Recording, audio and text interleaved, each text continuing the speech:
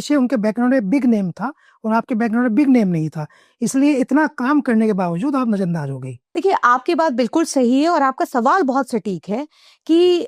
उन महिलाओं के लिए क्या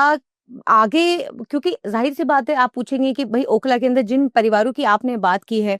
कि वो उनके पीछे बड़े नाम थे, कोई किसी की बहू थी, कोई किसी की बेटी थी, लेकिन आरफा खानम के पीछे कोई बैक नहीं थी। आरफा खानम किसी की ना बेटी थी जो कि पॉलिटिकल बैकग्राउंड से आती थी, ना किसी ऐसे किसी पॉलिटिकल खानदान की बहू थी जो कि जिसके पीछे एक मजबूत, जो कहते हैं कि मजबूत हाथ हो।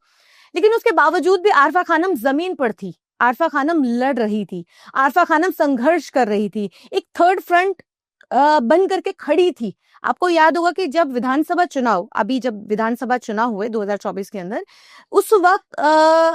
आपने देखा कि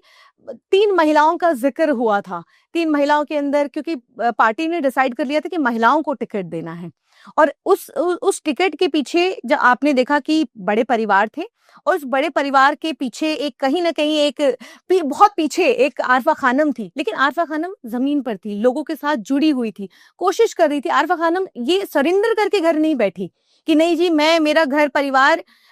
मेरा खानदान किसी पॉलिटिकल बैकग्राउंड से नहीं आता तो आरफा खानम लड़ नहीं सकती, या आरफा खानम को हक लेना नहीं आता। ये आज की जो महिलाएं, आज की नारी, अगर आप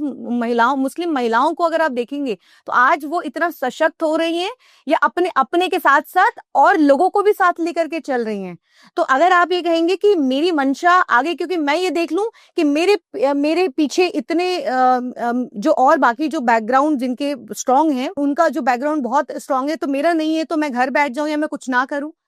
मैं लोगों का साथ है अल्हम्दुलिल्लाह, लोगों के साथ, जिन लोगों के साथ मैं कनेक्टेड हूं, जो लोग मेरे साथ हैं, तो मुझे मालूम है कि आज नहीं तो कल ये संघर्ष आपको कहीं तो पहुंचाता है।